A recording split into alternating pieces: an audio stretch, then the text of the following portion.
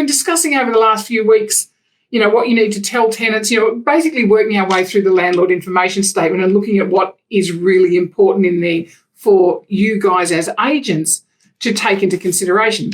So a couple of weeks ago, we actually discussed what you have to tell tenants prior to them entering into a residential tenancy agreement or a lease. And that was around the side of material fact. So, there's one part. We all know that there has to be a written agreement, so that residential tenancy agreement, the lease as everybody refers to it, needs to be in writing. It can't be a verbal agreement, it needs to be in writing. So that has to happen. What I actually wanted to talk about today and just go into a little bit of detail on was, what do you actually need to give a tenant? So, and when? So this is now before the tenant signs an agreement or moves into the property, because clearly you're not going to let them move in before they've signed an agreement. So before they sign an agreement, you must give them a copy of the proposed tenancy agreement. So this is what we're going to get you to sign, so that give them time to read it. Nobody wants to sign anything on the run. Even if they don't take the opportunity to read it really carefully or read all of the terms and conditions, because many people don't, you have actually given it to them.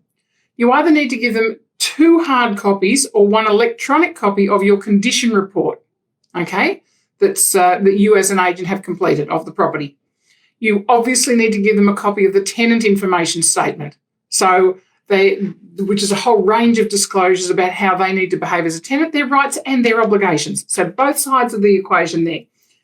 And if it's a strata property, you need to give them a copy of the bylaws, so they actually know what they're entering into in terms of, what's allowed in those bylaws in terms of, particularly around pets, okay, or access to any of the services that are part of the strata, whether it's the gym or the pool or the sauna, or, whatever it is that's part of that strata complex.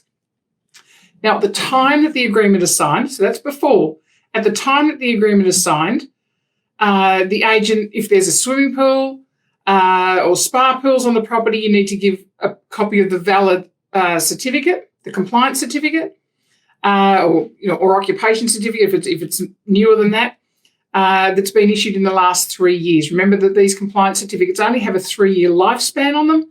So, it needs, and if it runs out, then you obviously need to be providing new ones, but you need to give them one that is current. Obviously, that doesn't apply if it's in strata, because there are other rules around that for any strata scheme that has more than 2 lots. Okay, so there's that.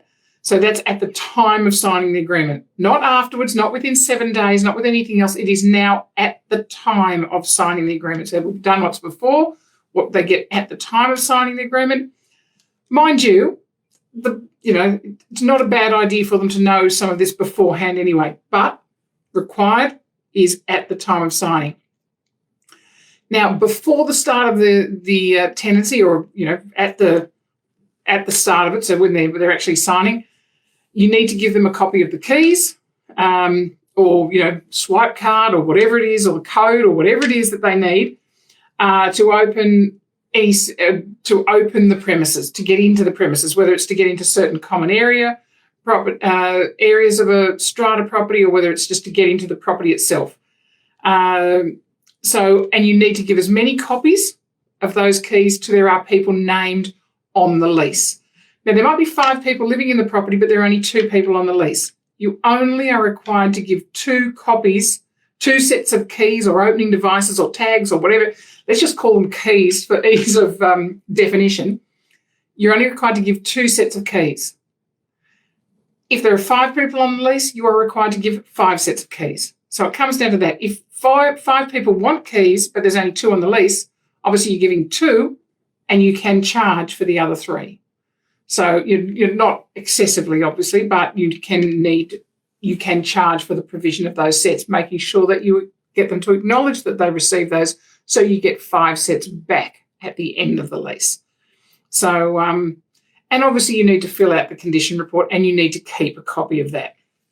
So, and giving them, as you said before, 2 hard copies or 1 electronic copy of that condition report. The tenant, this hasn't changed, has the 7 days to respond with that, in your best interest always as an agent, to actually make sure and encourage them to give that back. So I encourage you to actually read as an agent, as a property manager, even as a salesperson, when you're talking to prospective purchasers who are looking for an investment property.